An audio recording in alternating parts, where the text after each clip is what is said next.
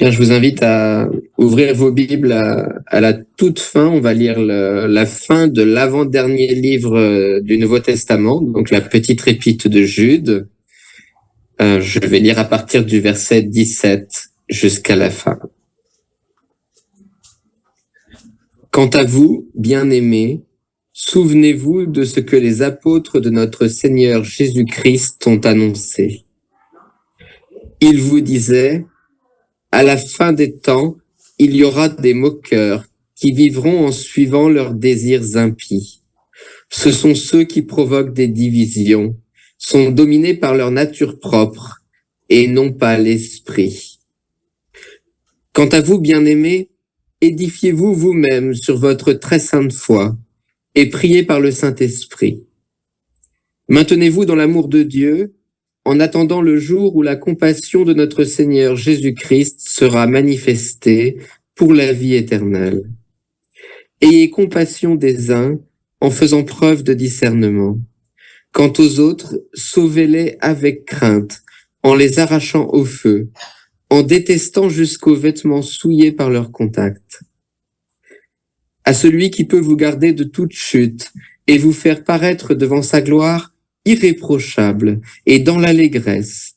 Oui, à Dieu seul sage, qui nous a sauvés par Jésus-Christ notre Seigneur, appartiennent gloire, majesté, force et puissance, avant tous les temps, maintenant et pour l'éternité.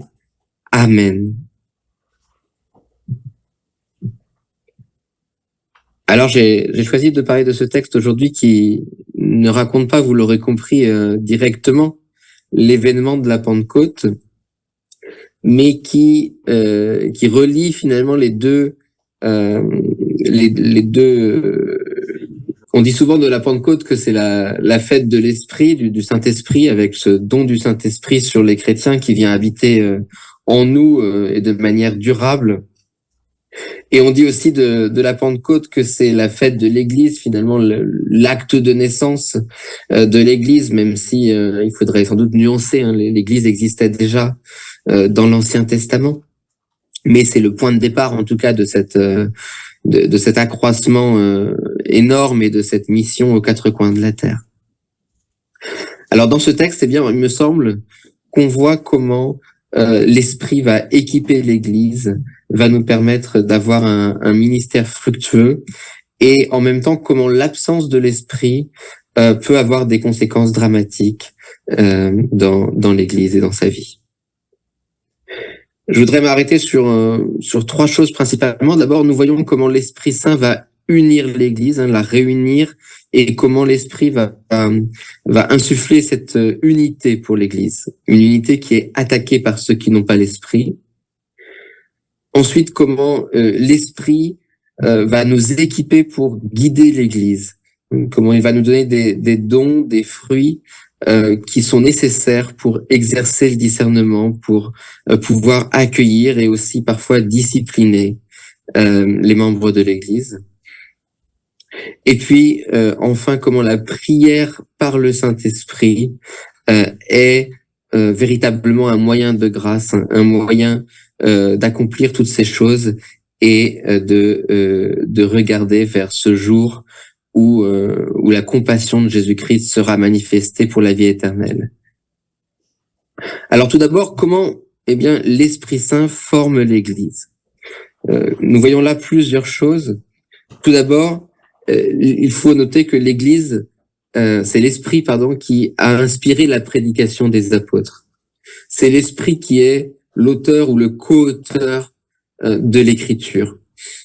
Et ce matin, dans mon église de Marseille, nous expliquions le symbole de Nicée-Constantinople qui avait été complété après les premières querelles sur la divinité de l'Esprit Saint. Et une des choses que l'on dit dans ce symbole au sujet de l'Esprit Saint, c'est qu'il a parlé par les saints prophètes. Et finalement, Jude, en demandant à ses frères et sœurs de se souvenir de ce que les apôtres de Jésus-Christ ont annoncé, leur demande de se souvenir de la prédication de l'Esprit Saint, de revenir à la parole que leur a transmise l'Esprit Saint. Alors certes, chez Jude, c'est une des originalités du texte, cette parole des apôtres va être citée après d'autres écrits qui ne sont pas, eux, canoniques, hein, des légendes apocryphes qu'on arrive à retrouver sur Enoch, sur Moïse, sur d'autres encore, qui lui fournissent diverses illustrations pour toucher les chrétiens sans doute d'origine juive de son temps. Mais on notera quand même que les propos des apôtres sont présentés en dernier, qu'ils sont présentés de manière assez générique finalement. Hein. On n'arrive pas à retrouver un verset précis qui serait cité lorsqu'il dit à la fin des temps, il y aura des moqueurs qui vivront en suivant leurs désirs impies. C'est plutôt une référence à un avertissement général des apôtres, cette venue de temps difficiles, de temps de troubles et de divisions dans l'Église. C'est un avertissement qui était donc répété et un avertissement qui était prophétique. Le verbe ici qui est un peu sous-traduit dans notre version, c'est celui d'annoncer en avance, un verbe qui est souvent utilisé pour parler de prophétie. Donc voilà la première fonction de l'esprit, c'est de nous communiquer ces saines paroles, ces paroles vers lesquelles nous allons pouvoir revenir, cette règle de notre foi, qui va nous permettre finalement de découvrir, de connaître Jésus-Christ, même lorsque nous ne sommes pas nous-mêmes apôtres, lorsque nous ne l'avons pas vu, nous ne l'avons pas suivi, eh bien nous pouvons le connaître, nous pouvons lire le récit de sa vie, le récit de tous ces héros de la foi qui l'ont précédé aussi dans l'Ancien Testament. Mais évidemment, l'Esprit ne s'est pas contenté d'écrire un livre et il continue chaque fois à nous le faire ouvrir et à surtout ouvrir nos cœurs pour que cette parole, eh bien, fasse autorité et perce tous les remparts de notre cœur. L'Esprit va venir témoigner à chacun individuellement de la vérité de cette prédication, y compris de la prédication de Jude que nous lisons aujourd'hui. Alors c'est une expérience individuelle, mais ce n'est pas que cela. C'est aussi une collection, quelque chose qui s'est recueilli historiquement et que l'Esprit va transmettre pour que nous aussi, nous le transmettions. La foi n'est pas qu'un corpus de doctrine à conserver, mais c'est aussi cela. Et c'est ce sur quoi Jude insiste au début de la lettre, lorsqu'il parle de cette foi transmise aux saints une fois pour toutes. L'Esprit, c'est celui qui a transmis, qui a confié aux saints une foi à mettre par écrit et à transmettre à l'oral, en voyageant, en écrivant à des églises, en allant les visiter. La foi, c'est aussi cette relation de confiance vivante avec Dieu qui nous a donné cette relation, qui nous a donné la foi. C'est un don quotidien de l'Esprit.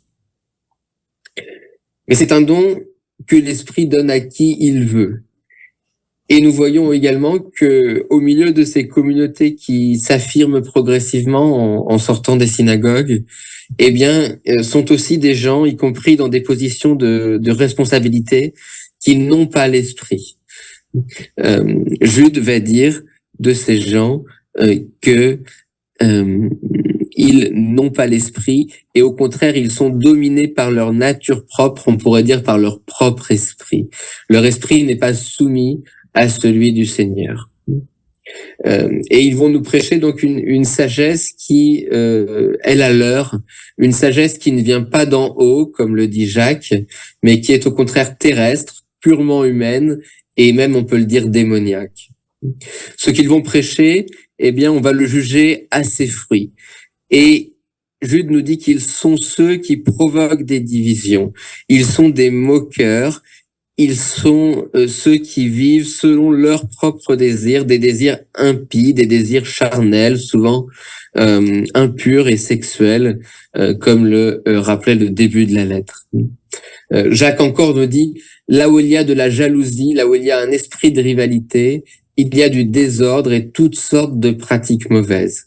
Lorsque nous voyons une église se diviser, une église partir un peu dans tous les sens, eh bien nous savons que cela ne vient pas de l'Esprit.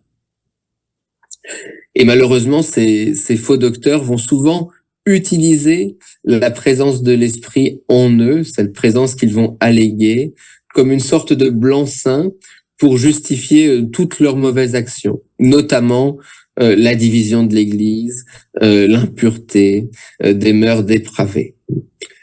Ce que Jacques et Jude nous rappellent ici, c'est que on ne peut pas être habité par l'esprit sans produire les fruits qui correspondent, les fruits de l'esprit. Jacques dit encore, la sagesse d'en haut est tout d'abord pure, ensuite porteuse de paix, douce, conciliante, pleine de compassion et de bons fruits. Elle est sans parti pris, sans hypocrisie. Elle est tout le contraire finalement du comportement de ces faux enseignants, ces gens-là dont on nous dit qu'ils sont des écueils dans vos agapes, hein, des gens sur lesquels nous nous cassons les dents presque littéralement, de vraies occasions de chute, y compris jusque dans nos réjouissances. L'esprit va donc conduire à l'unité, à plus d'unité. On sait que Jésus, dans la nuit avant qu'il fût livré, a prié pour que son Église fût une. Et l'Esprit Saint va être ce ferment d'unité, celui qui nous permet d'entretenir cette communion. On utilise souvent pour cela la métaphore du corps, l'Église comme corps du Christ, un corps qu'il ne faut évidemment pas déchirer. Mais Jude va ici plutôt choisir la métaphore du bâtiment, hein, du temple à construire, en nous demandant de nous édifier sur un fondement, celui de notre très sainte foi, la foi qui a été reçue, dont j'ai déjà parlé, et de la prière par le Saint-Esprit. L'hérésie, le schisme vont être ces deux agents de destruction de l'Église qui vont venir la fissurer. Alors ici, la division n'est pas encore consommée comme elle peut l'être dans d'autres lettres, dans les deuxième, troisième lettres de Jean, par exemple. Ici, la division est encore en germe. Il s'agit plutôt de clans dans l'Église que d'une vraie séparation physique. Et ces individus dominés par leur propre nature, eh bien Jude les appelle des individus psychiques. On va devoir revenir sur ce terme parce qu'il est un peu compliqué, mais pour le moment, on va dire que ce sont simplement des individus qui ne sont pas régénérés. Alors, ce ne sont pas forcément des gens qui ne croient pas en Dieu. À l'époque, de toute façon, l'athéisme n'existait pas vraiment. C'est une invention qui est beaucoup plus moderne. Mais ce sont des gens qui croient ou non en ce Dieu, mais qui, de toute façon, vont vivre comme si Dieu n'existait pas, comme s'il n'était pas souverain, comme s'il n'était pas leur Dieu. Et voilà ce que Jude a en tête lorsqu'il parle de ces moqueurs. On peut penser à David également au psaume 42, où il se souvient de ses persécuteurs, de ses ennemis qui le poursuivent, qui l'insultent et qui lui disent sans cesse, non pas pour avoir une réponse d'ailleurs, mais pour le provoquer, « Où est ton Dieu ?» Voilà ces faux enseignants qui parlent de Dieu, qui parlent sans doute particulièrement d'ailleurs de l'esprit, mais qui finalement n'ont pas la crainte de Dieu, ne se préoccupent pas de savoir où est Dieu et où est leur position par rapport à lui. Alors évidemment, comme souvent dans les lettres du Nouveau Testament, nous n'avons pas la parole des faux enseignants, ils ne peuvent pas se défendre, et c'est difficile exactement de savoir comment ils justifiaient leurs enseignements. Peut-être qu'ils faisaient appel à des révélations privées. Au verset 8, on peut lire qu'ils étaient parfois entraînés par leur rêverie. Donc peut-être qu'ils se vantaient de quelques dons particuliers, alors des rêves ou peut-être le parler en langue ou la prophétie. On ne le saura pas, mais on sait en tout cas que Jude va les récuser totalement. Il affirme qu'ils n'ont pas l'esprit. Le problème n'est pas finalement leur comportement dans l'Église. Leur problème est plus profond que cela. Le problème, c'est qu'ils sont dans l'Église. Leur place n'est pas dans l'Église, mais hors de celle-ci. Ils ne sont pas des chrétiens. Et puis, il y a une idée plus subtile, plus perverse encore peut-être, qui n'est pas celle de Jude dans le texte, mais qui s'est développée plus tard. C'est l'idée qu'il y ait des chrétiens psychiques, certains parlent aussi de chrétiens charnels, d'un côté, et puis d'autres chrétiens qui auraient atteint un niveau de conscience, un niveau de spiritualité plus élevé. Ce n'est pas la conception de Jude à ce moment-là, ce n'est pas non plus celle qu'il combat à l'époque où il écrit, mais c'est une conception qui s'est développée peu après, avec l'essor du gnosticisme, et c'est une conception que l'on retrouve souvent, y compris de nos jours. Une conception selon laquelle il y aurait différents niveaux d'éveil parmi les chrétiens, un peu comme dans les religions initiatiques, comme dans la franc-maçonnerie par exemple, où on doit polir progressivement la pierre brute, pour reprendre une de leurs expressions, et puis monter, s'élever de degré en degré, en acquérant de nouvelles connaissances, de nouvelles révélations. Ce n'est pas le cas dans notre religion en christianisme. Évidemment, nous allons étudier, nous allons faire des expériences, et tout cela va pouvoir nous faire avancer dans notre vie de foi, mais notre identité ne va pas changer une fois que nous sommes membres de l'Église. Ce qui est dit de fondamental est dit une fois pour toutes. Nous appartenons à Christ, et eh bien, il n'y a pas plusieurs catégories de chrétiens. Il n'y a pas plusieurs Christ différents de différents niveaux auxquels nous pourrions successivement appartenir. Et on peut voir là une première application de ce texte, c'est qu'on voit souvent des clans se développer dans une église. Alors parfois c'est assez naturel, c'est peut-être même dans une église qui grandit assez inévitable, peut-être même sain. On fait le choix de se connaître, de se fréquenter davantage par classe d'âge, par affinité, par intérêt, peut-être par origine géographique. Au fond, on préfère bien connaître une petite partie de l'Église que d'avoir une connaissance superficielle de tous ses membres. Mais ici, il va s'agir de beaucoup plus que cela. Il s'agit d'un groupe qui s'autonomise, qui se croit seul légitime, qui se croit supérieur en valeur aux autres. Et ce schisme, ce danger constant du schisme, eh bien, il est présent constamment chez les premiers chrétiens. Et on peut le comprendre facilement finalement, puisque les premières communautés chrétiennes étaient elles-mêmes souvent sorties des synagogues, étaient souvent accusées elles-mêmes de schisme. Une sortie qui était parfois contrainte ou parfois volontaire. Et il y a quelque chose d'inévitable à cela, à cette époque-là en particulier. Paul le dit lui aussi aux Corinthiens, il y a parmi vous des divisions, il faut bien en effet qu'il y ait des divisions, littéralement des schismes et des hérésies parmi vous. Alors chez Paul, la fonction des divisions est peut-être plus positive, elle était de reconnaître ceux qui sont approuvés de Dieu et les autres, de faire une distinction au milieu de l'Église. Mais ici, le problème semble encore plus aigu, parce que chaque partie affirme être agréée de Dieu. Et les adversaires ne devaient pas tenir le même discours que celui que leur prête Jude, évidemment. Ils devaient même plutôt parler un peu comme Jude, avertir eux aussi leur communauté, ne suivez pas Jude, restez fidèles au message reçu.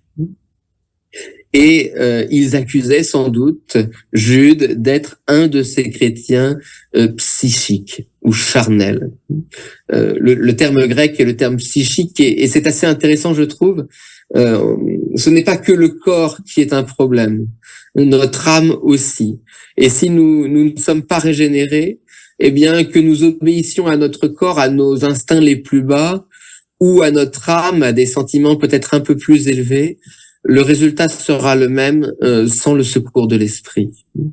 Et parfois, certaines théologies veulent ajouter au corps et à l'âme un troisième élément qu'ils appellent en général l'esprit, un élément qui serait encore supérieur, encore plus noble, qui serait vraiment l'organe de la communication avec Dieu. Mais c'est une opinion qui est contraire à notre foi, à la foi réformée.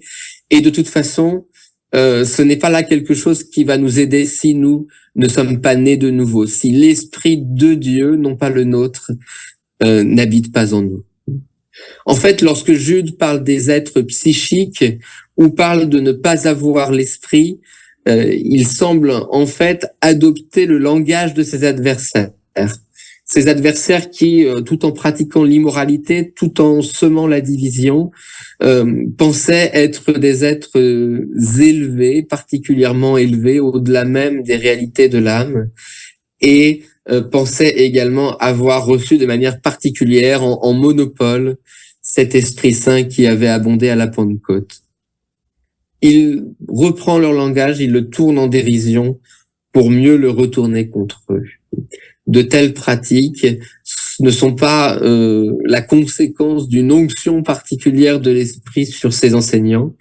Au contraire, de telles pratiques sont le témoignage qu'ils n'ont pas reçu l'Esprit, qu'ils n'ont rien de plus que leur corps et leur âme pour les guider.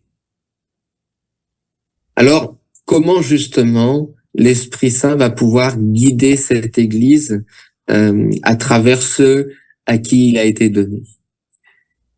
Eh bien, l'Esprit Saint, vous le savez sans doute, il équipe chacun des chrétiens de différents dons. Et tout chrétien a reçu au moins quelques-uns de ces dons, en quantité et en diversité variable.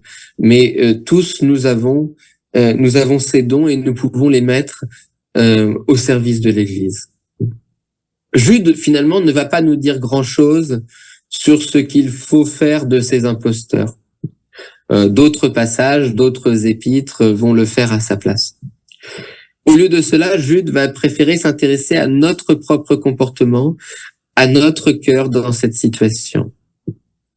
Et finalement, quelle est la situation de ceux qui ont reçu l'Esprit, de ceux qui sont nés de nouveau, qui sont chrétiens, qui peuvent légitimement se revendiquer du Christ, face à cette situation, face à la présence, peut-être même à la prégnance de ces faux docteurs, de ces faux enseignements.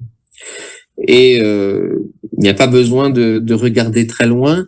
Nous pouvons regarder le tableau des églises protestantes, des églises qui sont issues de la tradition réformée, que ce soit au Canada ou en France. Le tableau peut paraître effrayant, désespérant. Il peut facilement mettre en colère, nous qui nous pensons des chrétiens plus orthodoxes, plus évangéliques. Ou inversement, parce que nous avons affaire à ces églises, à ces chrétiens, eh bien, c'est une situation qui peut nous mener nous-mêmes à des compromissions et qui peut finalement nous perdre nous aussi. Jude nous demande de faire attention à nos propres réactions. Jude demande que nous travaillions à notre discernement. Un discernement que nous devons aiguiser face à deux obstacles. Le premier, ce serait donc le sectarisme, une condamnation générale du prochain, des autres églises, qui mènerait à une intolérance totale, une incompréhension des raisons qui peuvent rendre ces faux enseignements attirants, un manque de compassion qui ne ferait pas comprendre pourquoi certains de nos voisins, de nos amis, de nos parents, eh bien, ne savent pas s'en prémunir, sont sans défense face à ces enseignements, face à ces dévoiements. Et un deuxième obstacle, celui de devenir trop permissif, de diluer le message, une naïveté qui nous ferait croire finalement par gentillesse, par une mauvaise bienveillance, à la sincérité de tous les faux enseignants. Finalement, si quelqu'un enseigne, même s'il enseigne des bêtises sans nom, eh bien, c'est sûrement qu'il est sincère. C'est sûrement qu'il a cette conviction en lui. Et pourtant, l'épître de Jude va l'affirmer très clairement, plusieurs fois dans un texte qui est pourtant très court. Il y a des faux docteurs qui agissent sciemment et qui ne seront pas sauvés. Jude nous dit dès le début que leur condamnation est écrite depuis longtemps, au verset 4, et que l'obscurité des ténèbres leur est réservée pour l'éternité. Il ne laisse aucun doute courir sur leur destination éternelle. Et ce n'est donc pas à cela qu'il va s'adresser, ce n'est pas vis-à-vis de cela qu'il faudrait faire preuve d'une compassion permissive. En revanche, comment atteindre ceux qui se sont égarés, ceux qui sont ou semblent sur une voie d'égarement? mais qui sont sincères et qui sont possiblement sauvés, qui ne sont pas condamnés depuis longtemps et à qui n'est pas forcément réservé les ténèbres. Il y a plusieurs distinctions à faire. D'abord, une distinction entre ceux qui sont responsables, ceux qui provoquent les divisions, et ceux qui peut-être ont été finalement entraînés dans ces divisions. Et il y a une distinction également que va faire Jude entre le pécheur et le péché. Il va dire au verset 23, un verset un peu énigmatique, qu'il va falloir expliquer. Quant aux autres, donc les autres sont encore ceux envers lesquels on va faire compassion. Quant aux autres, sauvez-les avec crainte en les arrachant au feu, en détestant jusqu'aux vêtements souillés par leur contact. Nous devons apprendre à détester le contact du péché, nous dit Jude, et en même temps, nous devons aller sauver, jusqu'en les arrachant du feu, certains de nos frères qui sont sur un chemin de perdition. Alors nous voyons dans ce petit verset, eh bien, pas moins de 3 références à un autre texte, un texte que j'aurai sans doute, Dieu voulant, l'occasion de prêcher pour vous bientôt, puisqu'il est dans le livre de Zacharie 3, lorsque, après la reconstruction du temple, le grand prêtre se présente devant l'Éternel dans le Saint des Saints. Et Zacharie parle de ce tison à arracher au feu, ce symbole du salut. Il s'agit de sauver ce bout de bois qui était promis à une combustion. Il va parler également de ce vêtement sale, celui du grand prêtre qui se présente souillé devant ce Dieu qui n'accepte que des offrandes pures. Et il va expliquer comment, eh bien, l'Éternel lui-même va donner de nouveaux vêtements, va purifier cette souillure du péché. Et puis, Zacharie 3, c'est un texte de procès. Nous avons Satan qui est présent, nous avons l'Éternel qui est présent en juge. Et c'est pourtant un texte qui se transforme en délivrance. Et c'est là aussi ce que nous voyons en Jude. Nous avons affaire à une génération perverse qui court vers son jugement. Nous ne sommes que quelques années avant la catastrophe qui a été la destruction de Jérusalem en 70. Et pourtant, Jude veut exhorter à la délivrance. Il ne faut pas excuser le péché, ne pas même commencer à se laisser avoir par le péché, mais il faut en même temps tâcher de sauver le pécheur, de l'arracher in extremis dans le bûcher qui lui est promis. Pourquoi le faut-il? Eh bien, sans doute, premièrement, parce que nous avons été nous-mêmes dans cette position. Au fond, c'est l'histoire de tout le peuple de Dieu que d'avoir été sauvé in extremis, à grand prix, après bien des infidélités. C'est ce que dit déjà l'événement de l'Exode, où nous sommes sauvés à travers les eaux, et c'est ce que dit cette autre métaphore, où nous sommes cette fois sauvés à travers le feu. Le salut nous a été donné in extremis, malgré tout, et nous devons nous aussi, en réponse par reconnaissance, nous approcher de ceux qui sont en train de brûler ou ceux qui risquent de brûler. Alors à l'époque, beaucoup estimaient que le retour du Christ serait très proche, dans quelques années au plus.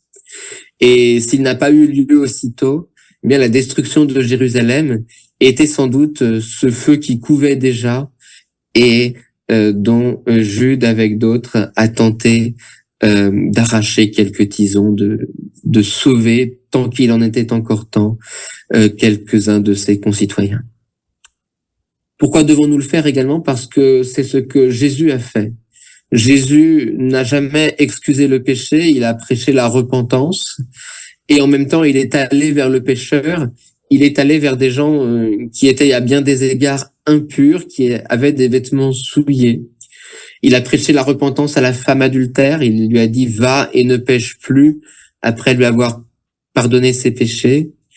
Il est allé discuter jusque chez les pharisiens, dans cette foule de faux enseignants finalement, en tentant de trouver quelques cœurs qui n'étaient pas totalement corrompus et qui pouvaient être amenés à lui, comme ces collecteurs d'impôts qui étant honnis de tout le monde, eh bien finalement se tournent vers lui plutôt que d'autres. Voilà le défi auquel Jésus et le Saint-Esprit nous appellent. Relever le défi de la compassion.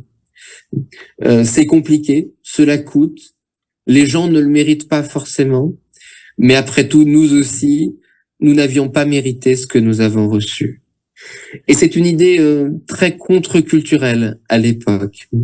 À l'époque, cette miséricorde qui était demandée, évidemment, chez les païens, chez les juifs, c'était une compassion bien placée, une compassion qui avait égard à celui qui souffrait injustement.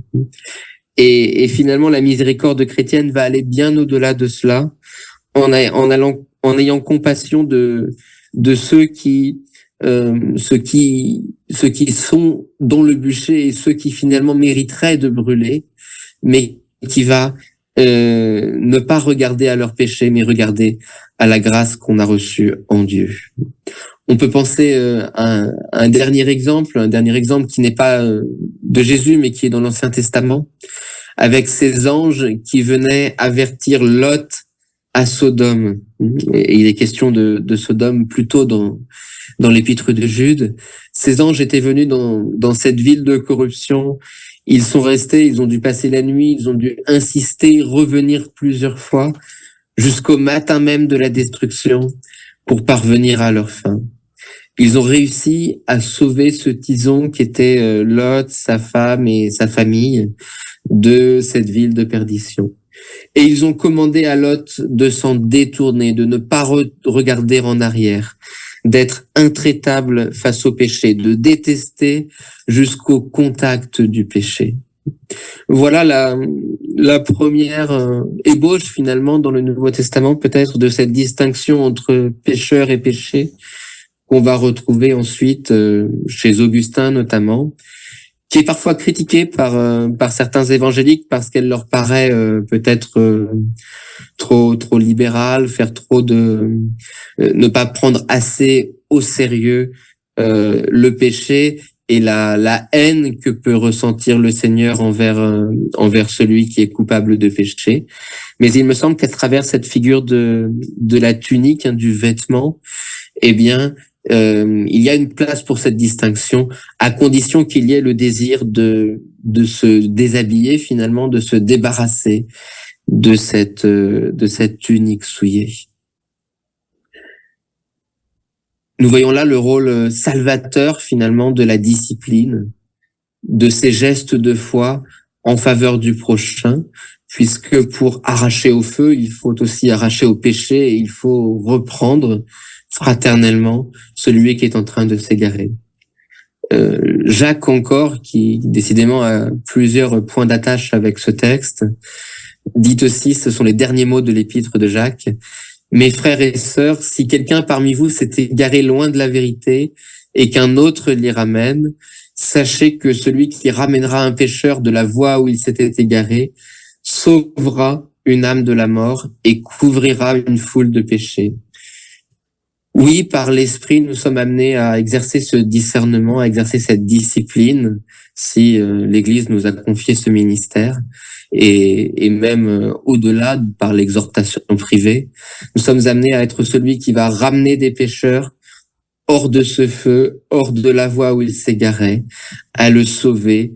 Nous sommes celui qui, en priant par l'Esprit, doit faire intercession, doit couvrir les péchés de ce frère égaré. L'apôtre Paul encore nous appelle à nous écarter du mal sous toutes ses formes et même d'en éviter les apparences. Et c'est un mouvement qui n'a rien d'évident. On voit même comment Jésus lui-même pouvait faire scandale et semblait parfois ne pas éviter les apparences du péché en semblant faire ce que la loi interdisait ou recevoir des gens de mauvaise vie. Il nous faut résister au péché tout en résistant à notre propre endurcissement face aux pécheurs. Et voilà pourquoi, eh bien, nous avons besoin de ce don de discernement que nous donne le Saint-Esprit. Voilà pourquoi même Jude, dans son exhortation, va rester très prudent. Ayez compassion des uns, oui, mais en faisant preuve de discernement. Sauvez les autres avec crainte, oui, mais avec crainte.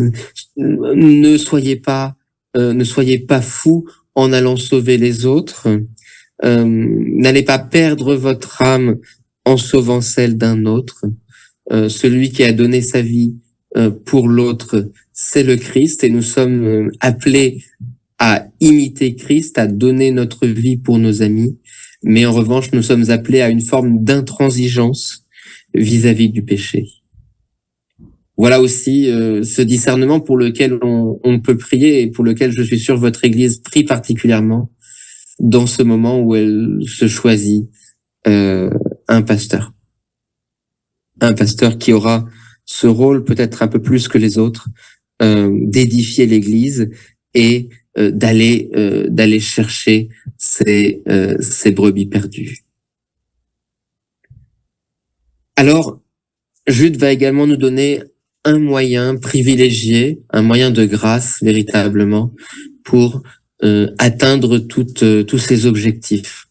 Et c'est celui de la prière par l'Esprit. Il nous dit que la prière par l'Esprit est le moyen par lequel nous pouvons nous maintenir dans l'amour de Dieu. Et l'Esprit est celui qui, en nous communiquant les mérites de Jésus-Christ, nous permet aussi de nous maintenir dans cet amour. Si nous avons reçu l'Esprit Saint, si nous avons fait de Dieu notre Père et de Jésus-Christ notre frère, eh bien, nous voulons avoir une relation avec lui. Nous voulons entretenir cette adoption. Et nous avons besoin pour cela de cette communication qu'est la prière en esprit et en vérité, comme le disait déjà Jésus dans l'évangile de Jean.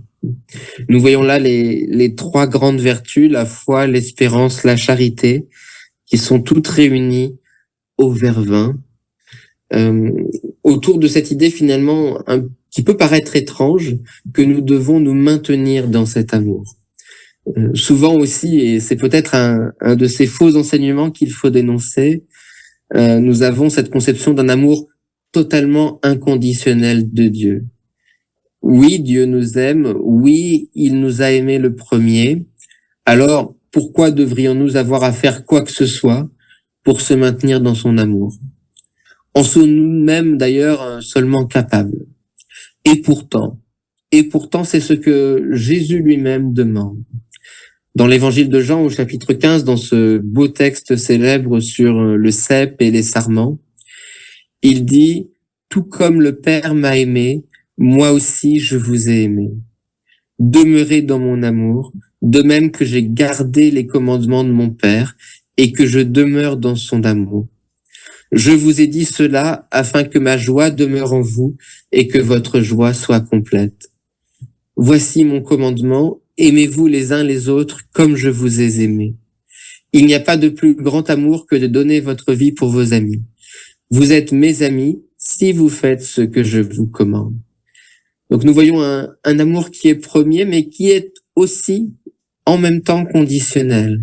Vous êtes mes amis si.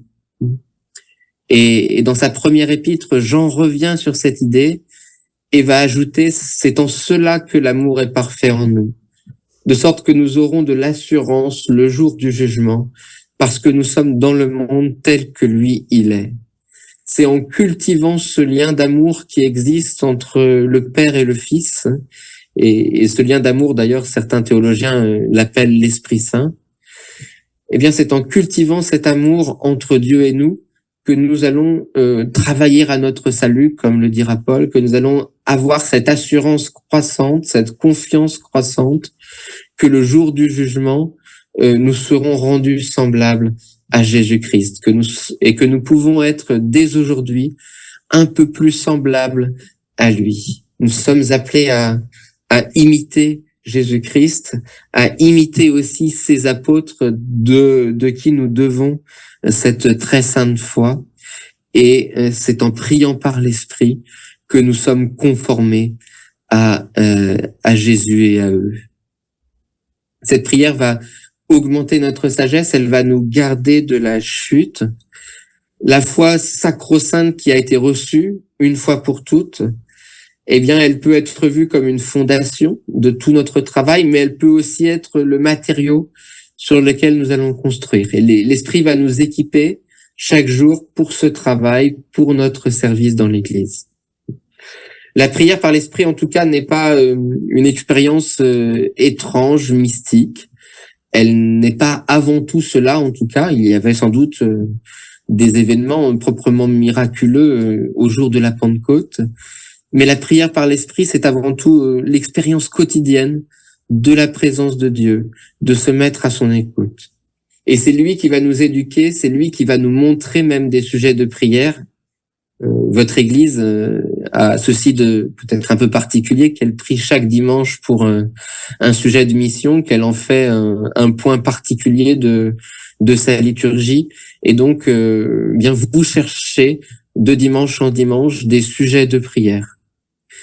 Et il en va finalement de la prière comme du reste. On doit chercher à être guidé par l'Esprit, non seulement quand on prie, mais également lorsque l'on fait quelque chose, quel que ce soit, dans l'Esprit. Paul nous parle également de voyager par l'Esprit. Il ne s'agit en tout cas pas, comme le faisaient sans doute ces faux enseignants, de prendre le prétexte de l'Esprit pour obscurcir notre intelligence. Paul, dans la lettre aux Éphésiens, nous demande de nous laisser nous renouveler par l'Esprit dans notre intelligence, donc dans notre âme. Et il dit aussi, je prierai avec mon esprit, mais je prierai aussi avec mon intelligence. Voilà tout ce à quoi nous sommes appelés dans l'esprit ou par l'esprit. Nous recevons des dons humains, et notre intelligence en fait certainement partie, et Dieu ajoute à cela des dons spirituels. Il est important de cultiver les deux dans l'Église, et il est important aussi de savoir faire la distinction parfois. Récemment, dans un séminaire de nos églises françaises, il a été question de cette question-là précisément, de ne pas forcément prendre pour acquis les dons spirituels à l'aune de nos dons humains. Et quelqu'un relevait justement que presque toujours, lorsque quelqu'un est, par exemple, comptable dans une église, on va lui confier la charge de trésorier. Et d'un côté, on peut le comprendre, puisqu'il a effectivement une préparation universitaire qui va le rendre particulièrement apte à cette tâche un peu ingrate. Et en même temps, il y a sans doute quelque chose de trop facile à vouloir gérer l'Église comme on gère une société humaine, comme on la gère finalement sans avoir l'esprit, comme ces faux enseignants qui tout le temps peut-être parlant de rêverie, parlant de vision, parlant de la présence de l'esprit en eux, finalement étaient réduits à leur propre intelligence limitée pour organiser leur action. Nous devons chercher quels dons spécifiques nous avons reçus en tant que chrétiens du Saint-Esprit. Et nous devons parfois accepter que les dons que nous avons reçus humainement ne sont pas ce à quoi le Christ nous appelle à travailler dans son Église. Et puis cette prière par l'Esprit travaille donc à travers tous ces dons à nous rendre irréprochables. Si nous faisons ce travail, si nous faisons ce sacrifice parfois, si nous allons faire cet effort de compassion qui n'est pas toujours compris dans le monde, eh bien c'est parce que nous avons une espérance et que cette espérance se tourne vers l'avenir.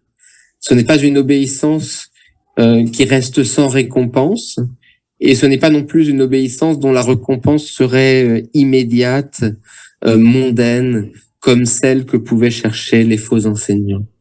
Notre récompense, nous le croyons, sera au jour du jugement, lorsque nous verrons la victoire définitive sur les ennemis de l'Église, lorsque nous verrons l'Église purifiée. Mais pour nous, eh bien, ce jour de jugement sera plutôt un jour de miséricorde, le jour où la compassion de notre Seigneur sera manifestée pour la vie éternelle. Ce jour où le chrétien verra son pardon proclamé, verra sa dignité rétablie et annoncée. Ce jour-là où le Saint-Esprit aura finalement terminé son œuvre en nous de sanctification et nous aura menés à la gloire que nous aurons en partage avec le Père, le Fils et le Saint-Esprit.